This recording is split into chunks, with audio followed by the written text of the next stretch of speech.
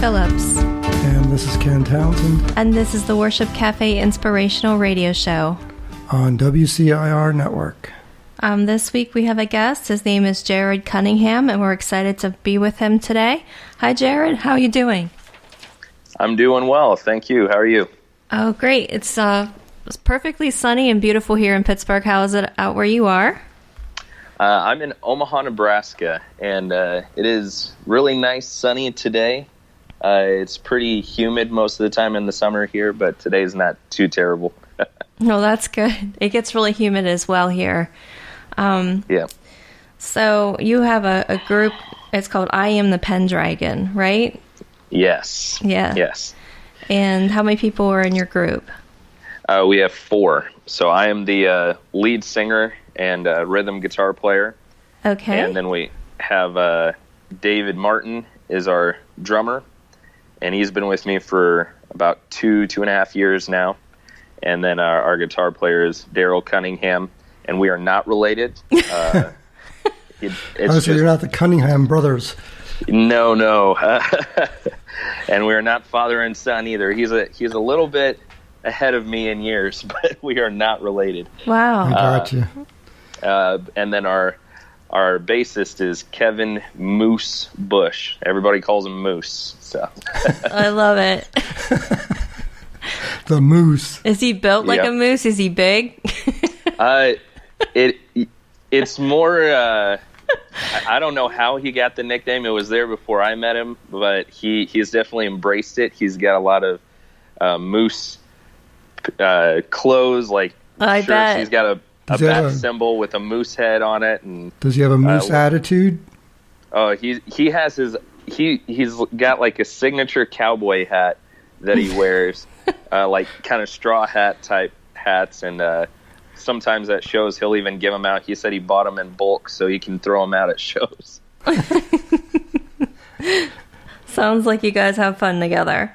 Oh, definitely. This is going to be a fun show, and let's start the program out with a prayer. Would you be willing to say a prayer over the program? Absolutely.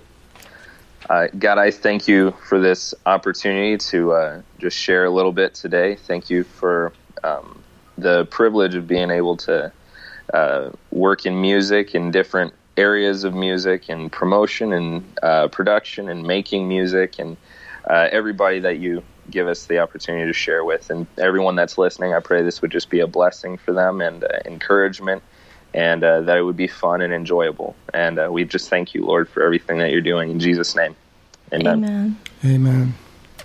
Thank you for that prayer.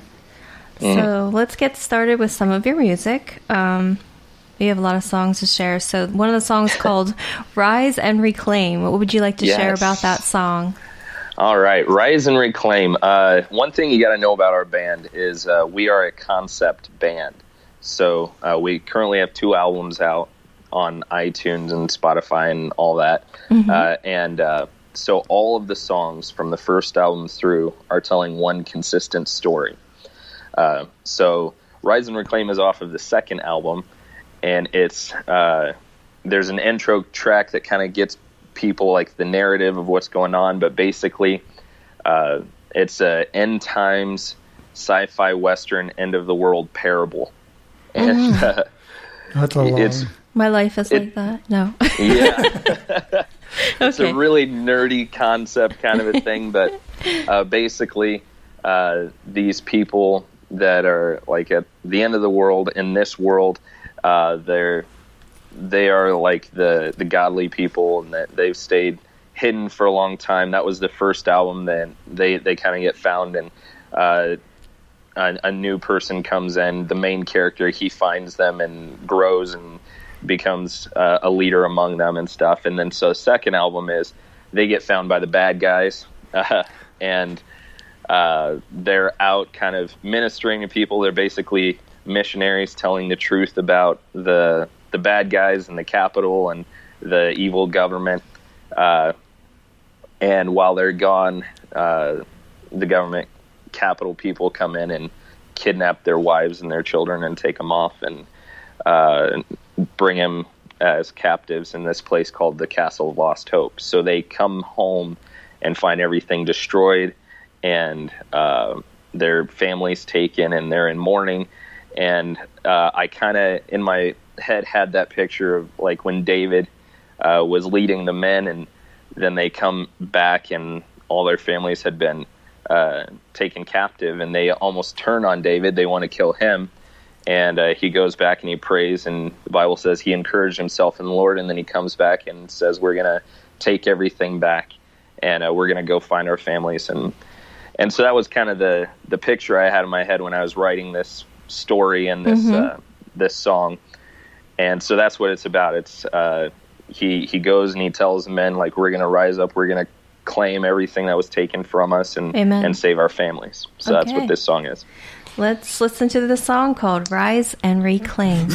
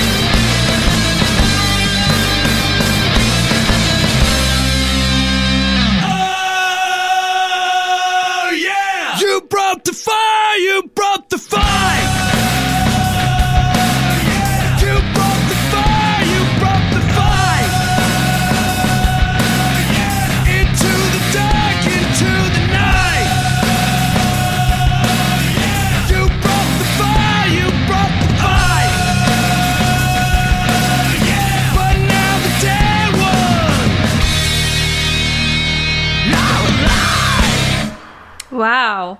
That was intense. Yeah, I should have warned you. No, I like the concept a lot. I love King David, first off. I have to admit, I love the science fiction cinematic kind of style of your story. Yeah.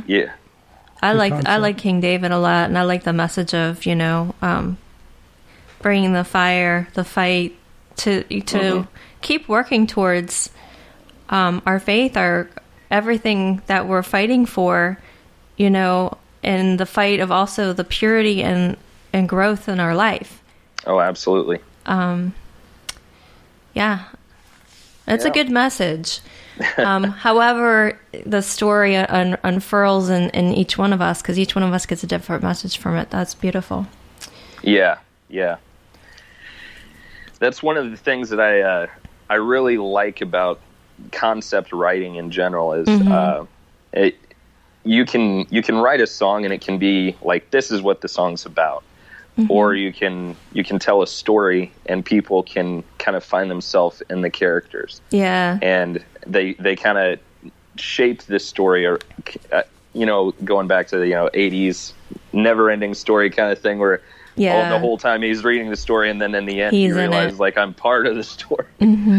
I told you, I'm a big nerd, so. Yeah. Or every story has a different meaning for a different person. Yeah. Exactly, yeah. So let's talk about another song called Woe Is Me. Woe Is Me, yeah. So this one is a particular character in the story who is basically supposed to be on guard when everybody was gone. It was him and a couple of guys that were just there, and they'd always been safe, so he didn't really take it seriously. And when they were attacked, he fled. He ran away. And so he came back after their families were taken, and is just completely distraught and knows, like, he saw what happened. He knew what was going to happen when the guys came in, and he just didn't do what he was supposed to do, what he was there for. And now his family and everybody he knows, everybody that was in their group, that they're all kind of hurt because of this choice that he made. And so he has to wrestle within himself of what he had seen and the choice he made. And then towards the end, it's kind of that redemption of, I'm not going to just take this lying down. I made a mistake, but I'm going to take it back, and I'm going to stand up, and I won't back down again. Amen. So yeah, people need that. They need to not give up and not wrap themselves around their sorrows.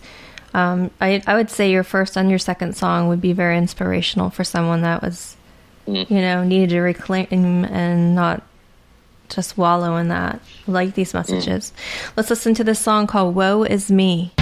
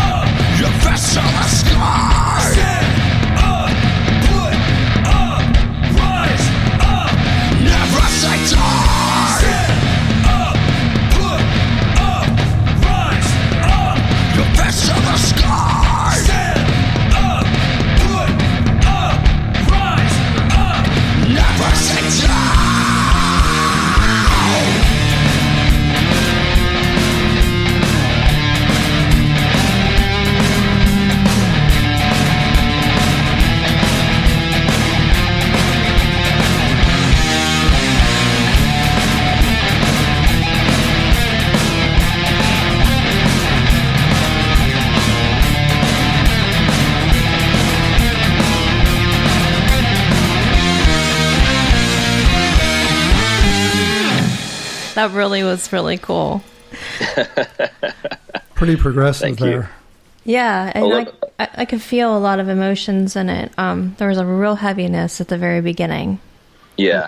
And then it just lightened up, but not overly lightened up. It's like there's a fight there. Yeah. That's cool. And it's just like, I find your name interesting also. I am Pendragon. Oh, yeah. How did you come up with that? I actually, so this band has actually been around in one form or another since 2010. Okay.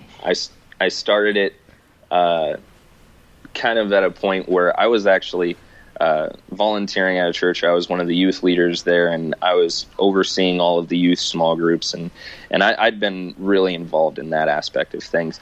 But I also, since junior high, been doing bands.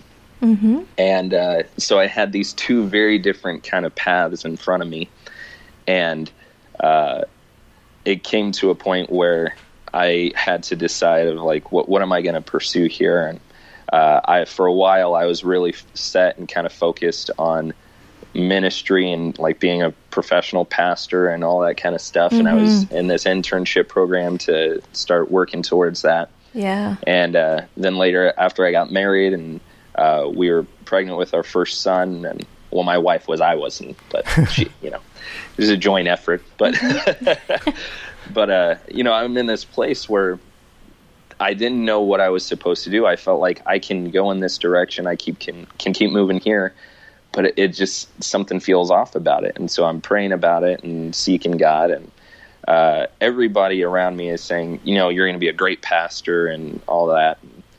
It just wasn't sitting well. And so I talked to my wife, and she was like, you're a great preacher. You have great teachings, and, you're a great leader. But I've always felt like eventually at some point you would get back to doing music, and that's what you're supposed to do.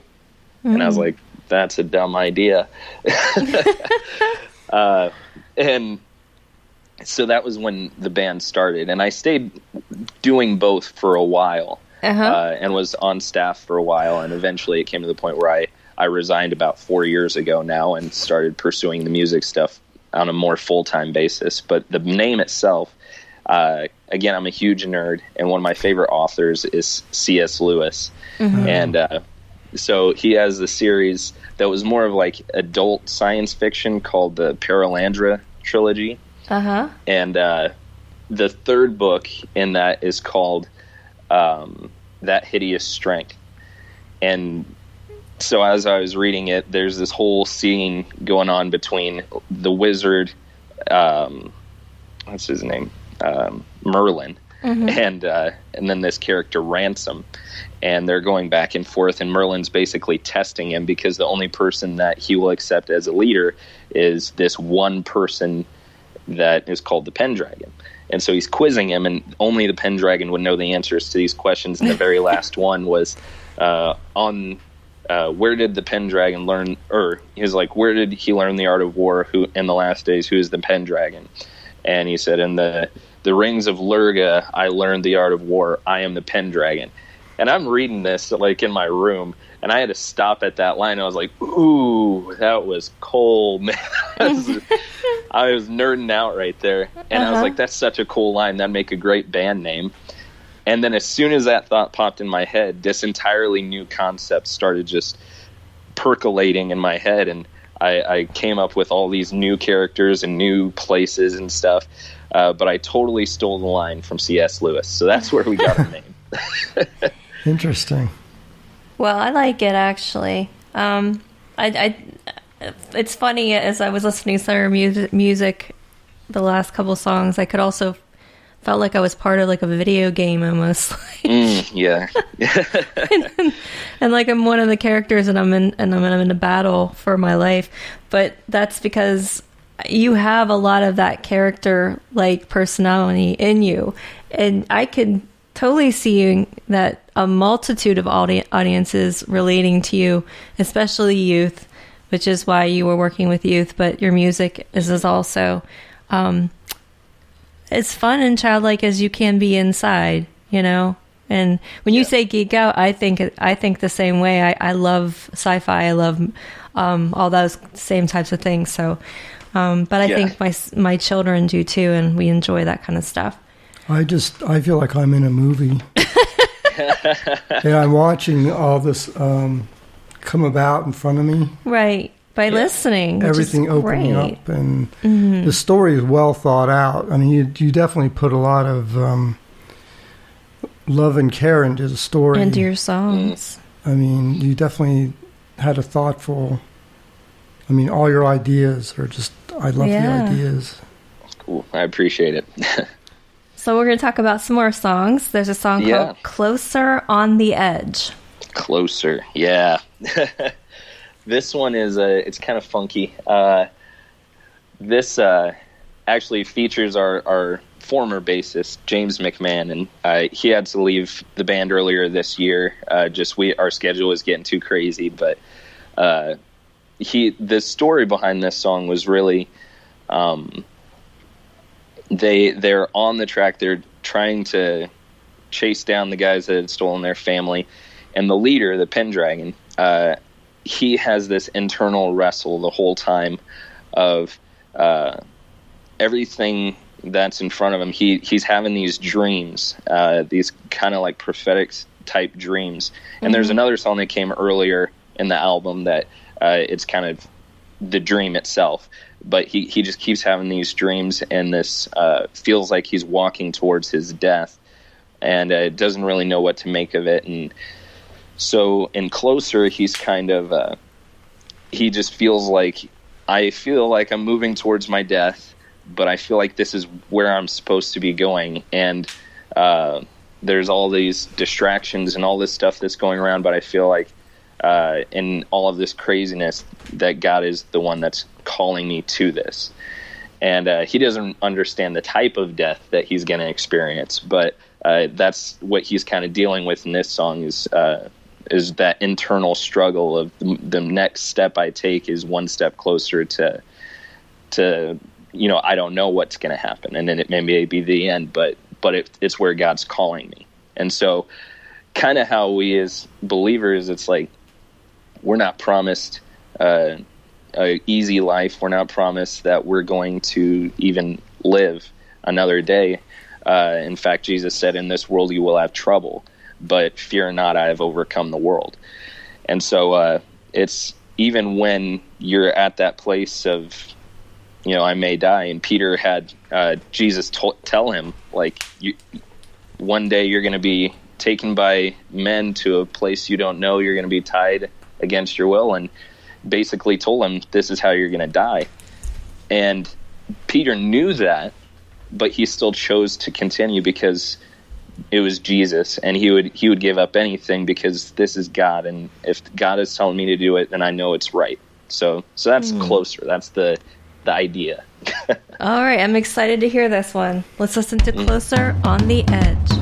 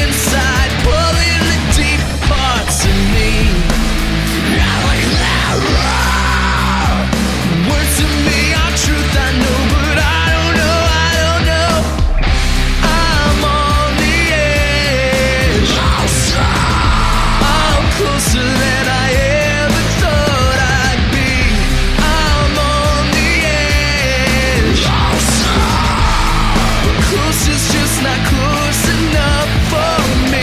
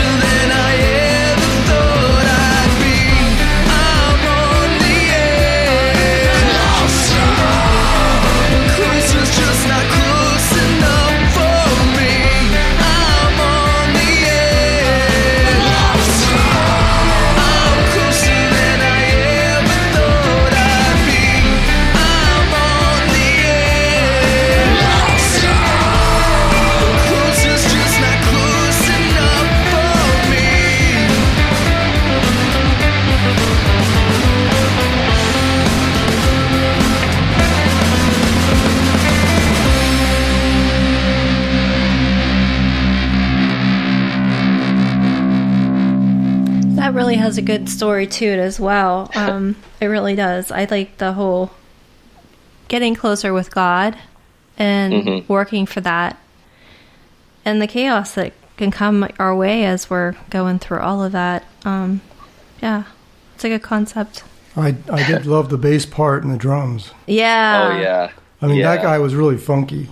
He is, man. He is a great, just excellent bassist, and it was such a shame that he had to step away, but it was the right thing for him to do, just his schedule and taking care of himself and stuff. And Moose coming in, he's another just great guy. I've known him for a while, and our lead guitarist, Daryl, he actually, when we recorded the album, Daryl also was not a part of the band either, but on that song, Daryl featured at the very end, that little arpeggio riff, that was Daryl. And so he was actually on the album for this song and then a later song, and then ended up joining us full time towards the end of the year last year. So we've had the privilege of working with a lot of really great musicians over the years. So it's been a really cool thing. Yeah, well, I love that the beginning part with the drums and the bass. That was really. And that's awesome that God keeps bringing musicians together. I think that's one of the wonderful things about being a musician is having that relationship with each other and writing music. And I think people come in and out of your life, all the time. I mean, all the time. And sometimes they come back years later too. So it's kind of really cool to have those relationships.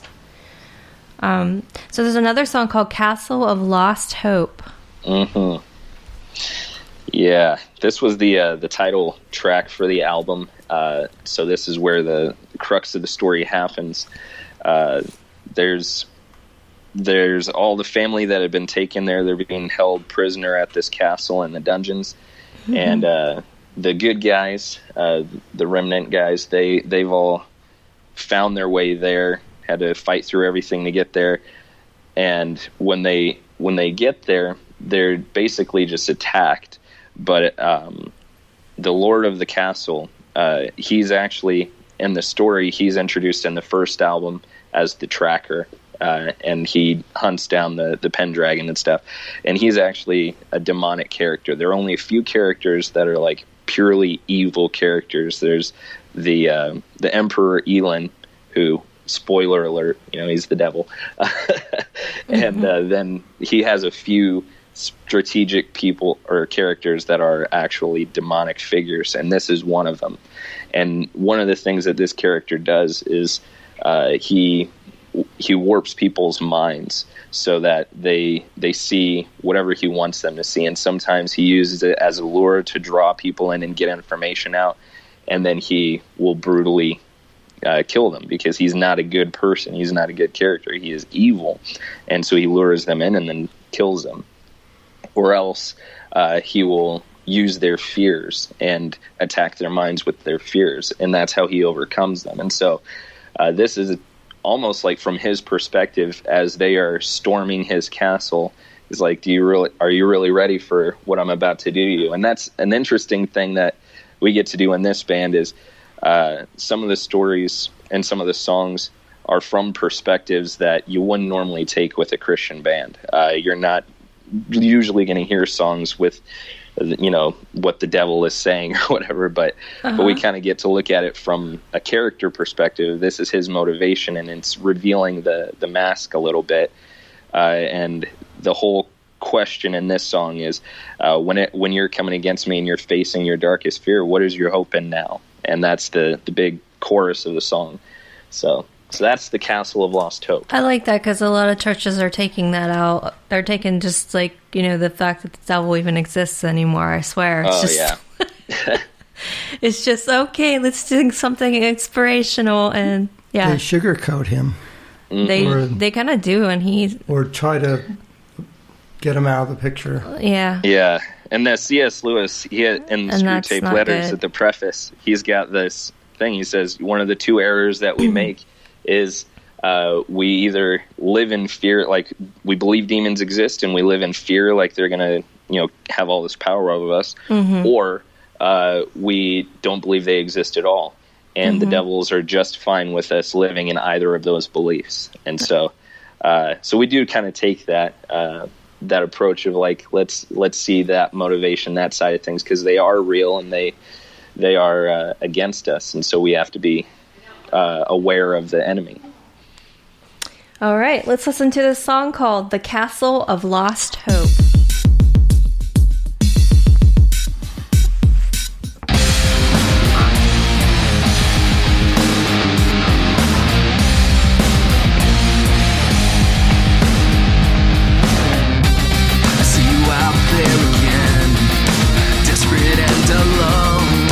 Searching for something out there to fill you up, but what it is you do not know. You know you're hollow again, but why you do not know? Don't you know that drink you take won't fill you up? The cavity is in your soul. You're searching, you're fighting, don't keep on denying the truth right in front of you.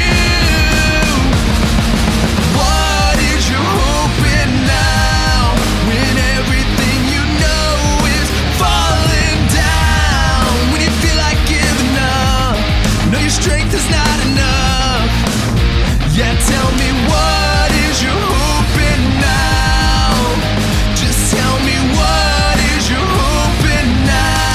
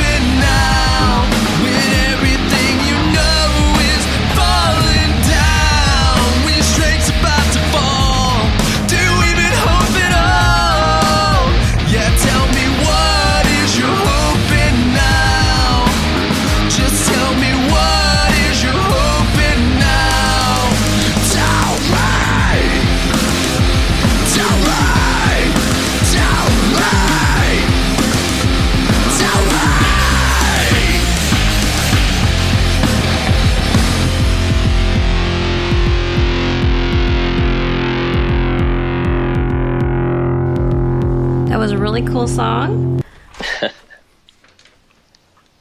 And Thank you. It's like kind of reminds me of like being in a video game almost, though. Like I was saying that before, and you said Castle of the Lost Hope. It kind of reminds me of that, like Super Mario Brothers. I don't know why. Oh yeah. Old school Super Mario with the castles. Yeah, and all the stuff in there. And and I can hear the voice of, you know, a demon, just like you said. What's your hope in? Just like questioning the person. And how people lose their hope in life by listening to those voices. So there's a lot more songs to cover. There's a song called "The Boy Who Never Knew." Yeah, this one was probably the most personal song that I've written. Definitely the most personal one on the album. Every song that I write is in some form or fashion pulled from experience or things that I've gone through, and then kind of made into some fantastical kind of story element so other people can relate to it. And so this whole album is battling hopelessness, which even working with teenagers and stuff, I see so much of. And if you're hopeless, you're not going to fight. You're not going to choose to make the hard decision. And so you succumb to that grief. You succumb to the just hopelessness, the despair, and your life just falls apart. It's death. And so this whole album is in that concept. And for me, where that was really kind of the thing that sticks me as far as like, not fear, but like, the thing that is a recurring kind of jab that over the years God has been helping me to grow in, is I don't have a dad. I mean, obviously I have a dad. I don't know him. He was gone before I was born. My mom, obviously, she wasn't married to him. I have 3 brothers. We all have different dads. And so I had a couple of stepdads growing up, and we went through homelessness and abuse. And one of them was an alcoholic. One of them was a drug addict. And so, I mean, that was what we grew up in. Wow. And the thing was, like, all this stuff that we were going through and all the bad stepdads and boyfriends and stuff, all my brothers had some relationship with their dad. My youngest brother, he had the shortest one because he was still a baby when he left. But my dad, he was gone, and I never knew him at all. And it was kind of something that always came back, that little thing in the back of your mind that's like, you know, what was it about you? Why wouldn't they want to have a relationship with you? There's something wrong with you. It's your fault, kind of a thing. No. And that was what I kind of wrestled with as a kid. Yeah, that was the internal battle.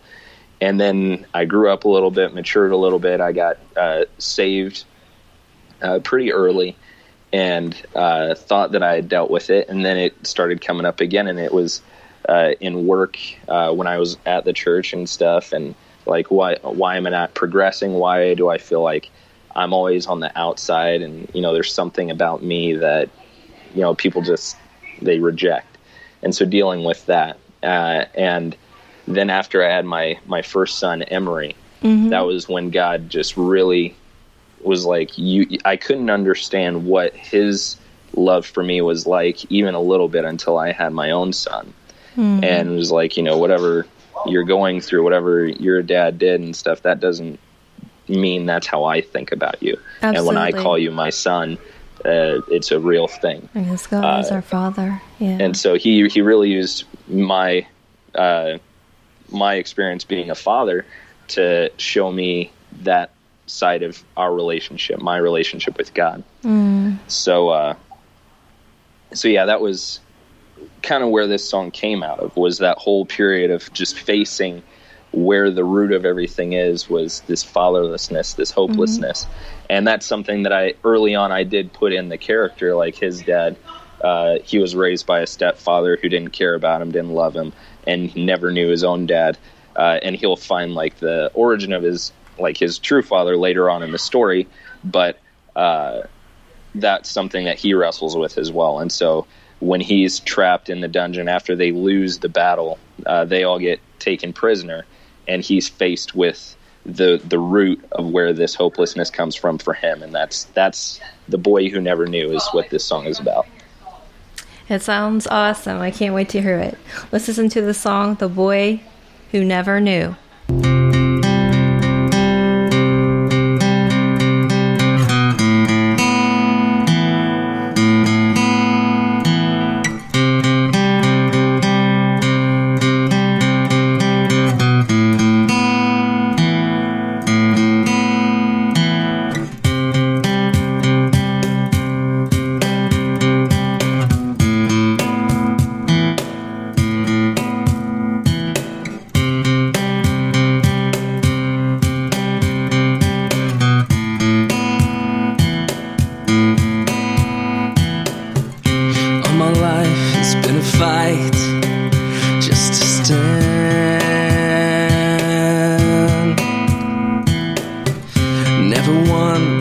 Advice, I've got to be the man,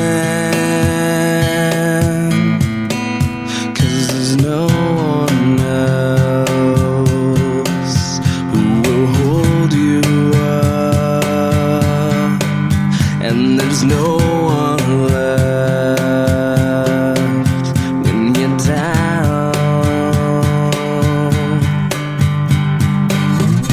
I am the boy who never knew. Did you think what happened? This hole in me should be filled with you. So just stop asking. These scars won't heal their open wounds. It's best you turn and ignore.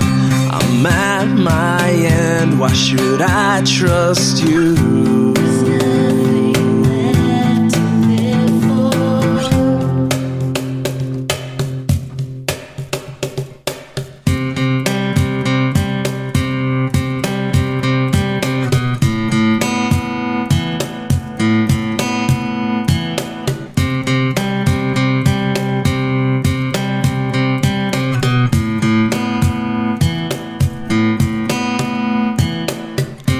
Even now, I'm filled with doubt and shadows in my mind.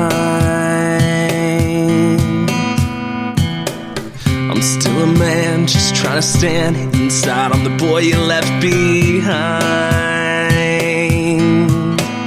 'cause there's no one else who will hold you up, and there's no one left down. If his father would even know his son, why would anyone want him around? Yeah, yeah, yeah, yeah. I am the boy who never knew.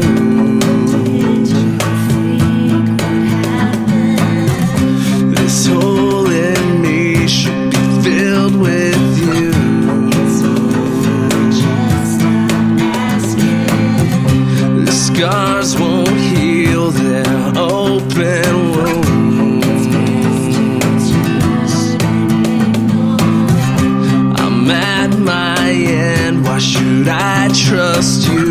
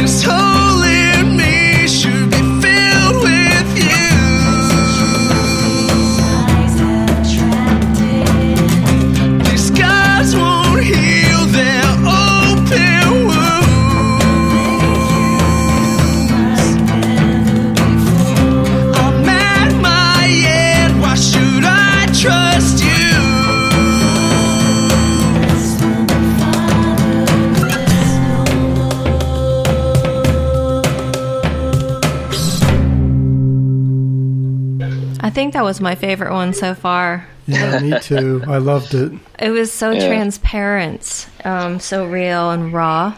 You were very vulnerable with us, and thank you for sharing that story.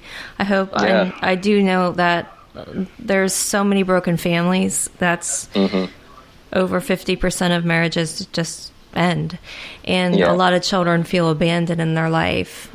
If you feel it from the time that you never knew your father, it's just very hard to understand the relationship that God has with us, because to a child, as a parent, you are God. You're a representative of that, and you never fully got to understand that.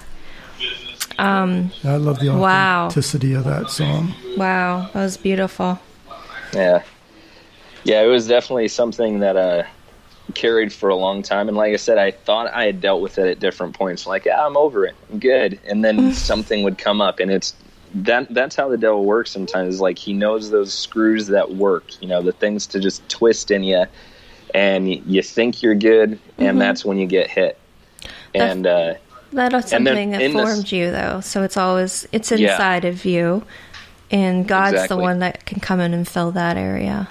Yeah. And in the song, there's that second voice where I had like the high voice, and there's actually two tracks on there. One of them is me doing a high voice, and one of them is this guest vocalist Callista.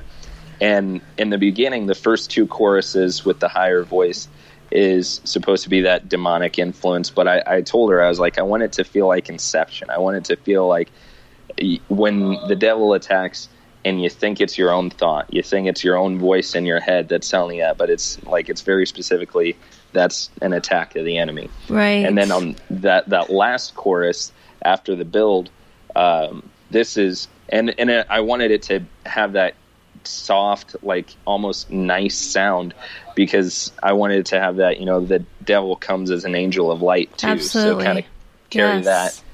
But then at the end, it's the lyrics change for the second voice, and it's actually basically the words of God coming and sharing like the opposite. And the response that I do is still the same of like, how can I trust this? I'm not sure. But that very last line, the fatherless will be fatherless no more. That was one of the most powerful lyrics in the whole album. Because that, like you said, that's so many people. It's not just me. It's not just my experience, but for so many people. Oh, yeah. And that's what God wants to do. Right. So. If it's not that, then a lot of people that were in two-parent homes will have a relationship where the spouse abandons them, and they will be left alone with a child. So there's just a huge amount of people that are affected by this. Yeah. So, yeah, that's an important message to get out there. So where can our audience find you? We are basically everywhere. Our biggest media presence would probably be on Facebook. I'm on there. I try to be pretty regular on that, and I'm upping my game there as well. We're also on Snapchat and YouTube, or not Snapchat, Instagram. Yeah. I'm way too old for Snapchat. But and we also have a website. All of our handles on all of them are iatpendragon.com. So Facebook, IAT Pendragon, Instagram, IAT Pendragon. And then the website is iatpendragon.com. So awesome. Thank you. Yeah. We have one more song. We're going to talk about Falling Stars. We'll play it as the show's going out, but would you like to share about this song a little bit? Definitely. This one is, it's not the last track on the album, but this is where the turn happens. And it starts in the mind, and he decides, like, yeah, we're in this dungeon, and yeah, we lost some people, and things are looking really bad, but this is where God brought us, and it doesn't matter what happens to me. God is worth the glory. So if this is where God brought us, it's just that resolve.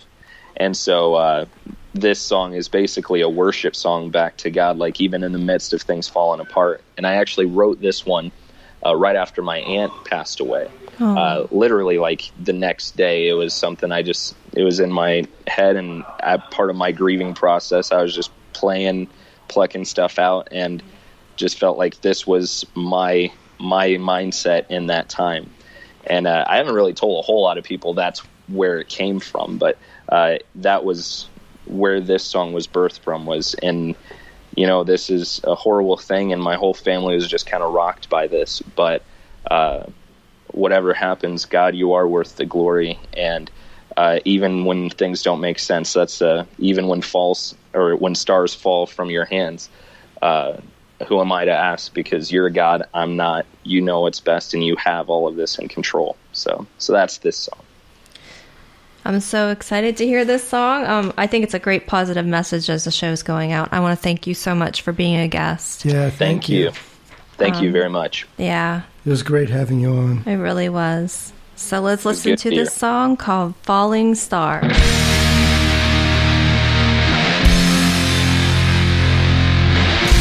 God is worth the glory of 1,000 lives laid bare.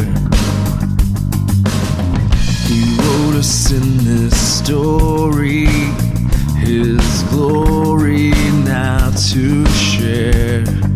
That I for one will live to see Your kingdom come. And I for one will live. There's more to know of You than any mind could dare to wonder. More to hear from You than any man and child could understand.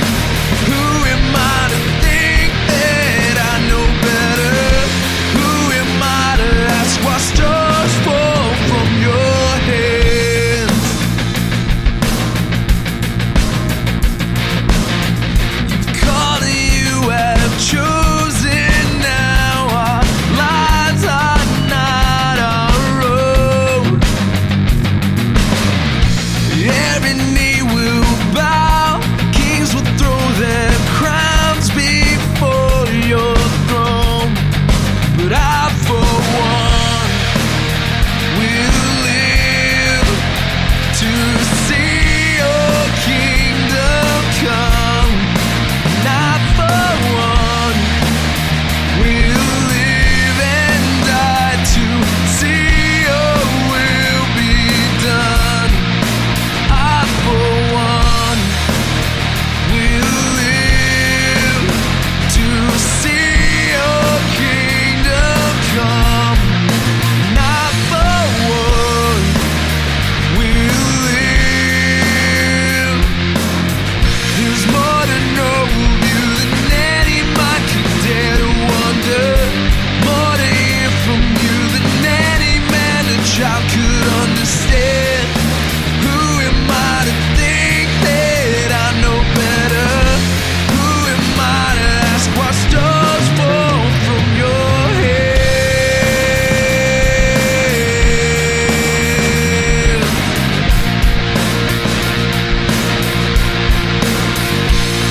You called me out of nothing, You formed me into something. Now this life I have is not my own. And when the world all turned their backs to the Father I never had, I can't deserve this love that You have shown. God is worth the glory of 1,000 lives laid bare. There's more to know of You than any mind could dare